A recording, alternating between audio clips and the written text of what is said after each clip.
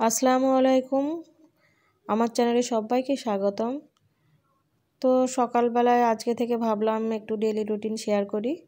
চলে এসেছি আজকে ডেইলি রুটিন নিয়ে। সকালবেলায় ঘুম থেকে উঠে প্রথমে ঘরটা ভালো করে পরিষ্কার করে নিলাম, তারপর বিছানাটা পরিষ্কার করে নিচ্ছি। পুরো বাড়ি আমার পরিষ্কার করা হয়ে গেছে, এবার বিছানাটা পরিষ্কার করে নিচ্ছি।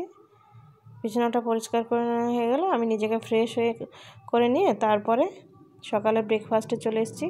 ব্রেকফাস্টের আগে আমি একটা ওষুধ খাই, ওষুধটা খেয়ে নিচ্ছি, তারপর ব্রেকফাস্টটা করে নেব। ব্রেকফাস্টে একটা ডিম সিদ্ধ আর ছাতুর শরবত খাচ্ছি আমি, কারণ একটুখানি ডায়েট মেনটেন করে চলছি।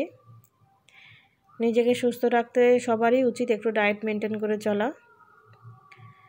তো আমার ব্রেকফাস্ট আমি করে নেব, তারপর আমি ছাদে চলে যাব। কিছু গাছ আছে, গাছে জল দেব। চলে যাচ্ছি ছাদে। চলে এসেছি ছাদে ধনেপাতা লাগানো আছে, ওখান থেকে একটু ধনেপাতা নেব আর গাছে একটু জল দেব। এই যে আমি ধনেপাতা গাছগুলো, এখান থেকে একটু ধনেপাতা নিয়ে নিচ্ছি, তারপরে গাছে জল দেব।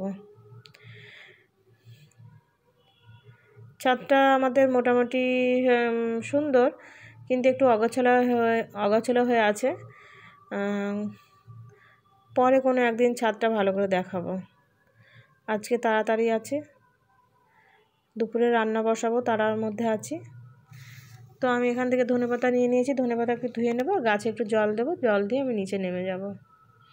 দুপুরে রান্নার প্রস্তুতি নিতে হবে, তার জন্য নিচে চলে যাব। তো আমার গাছে জল দেওয়া হয়ে গেছে, এবার আমি নিচে চলে যাচ্ছি রান্নার জন্যে। সকালবেলাটা খুব তাড়াহুড়োর মধ্যে কাটে, কাজের চাপ থাকে খুব, রান্না বান্না, সকালে বাড়ির সমস্ত কাজ, খুব কাজের চাপ থাকে, ওই জন্য খুব তাড়াতাড়ির মধ্যে কাটে। তো চলে এসেছি আমি নিচে একটা মজার জিনিস দেখাচ্ছি। এই দেখুন, আমার ছোট্টখাটো একটা সবজি গার্ডেনই বলতে পারেন বা সবজি বাজার বলতে পারেন। সবজি নিয়ে এসে আমি এইখানটাতে রাখি। তো ওখান থেকে কিছু সবজি নিয়ে নিলাম, তারপরে সবজিগুলো কেটে নিলাম। কাটার পর আমি রান্না বসাতে চলে এসেছি।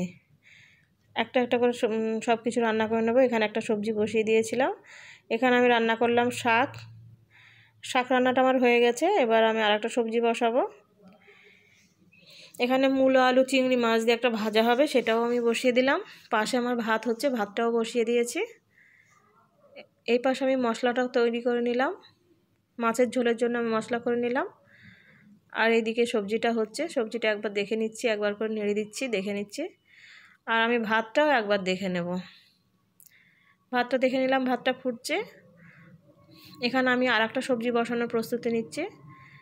কড়াইতে তেল, পেঁয়াজ, কাঁচা লঙ্কা, মশলা, সমস্ত মশলা বাটা, মশলাটা বেটে নিয়েছি। জিরে, রসুন, পেঁয়াজ, টমেটো, কাঁচা লঙ্কা সব একসঙ্গে বেটে নিয়েছি। মশলাটা তেলের উপর দিয়ে দিলাম। এখানে আমি মাছের ঝোল বানাচ্ছি।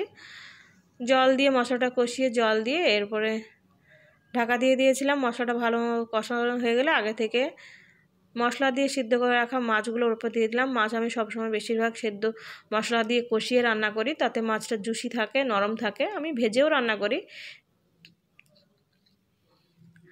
বয়েল মাছের টেস্ট একটু অন্যরকম হয়, আমার কাছে মনে হয় একটু জুসি ভাবটা ভালো থাকে, নরম নরম জুসি ভাব লাগে, ভালো লাগে। তারপরে ঝোলের উপর আমি টমেটো কুচি, লঙ্কা কুচি দিয়ে দিলাম।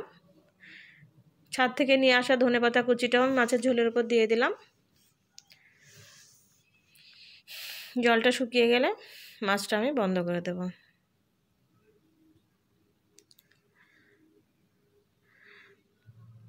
ঝোলটা ঢাকা দিয়ে দিলাম। তারপরে রান্নার পরে যেসব বাসনপত্রগুলো বের হয়েছিল ওগুলো আমি মেজে নিচ্ছি। বাসনপত্রগুলো ধোয়া হয়ে গেলে বেসিনটা আমি ভালো করে পরিষ্কার করে নেব, রান্নাঘরটা ভালো করে পরিষ্কার করে নেব। রান্নাঘরটা সবসময় পরিষ্কার থাকাই ভালো, সবারই রাখা উচিত। আমি বেসিনটা পরিষ্কার, বেসিন না, সিঙ্কটা আমি পরিষ্কার করে নিচ্ছি।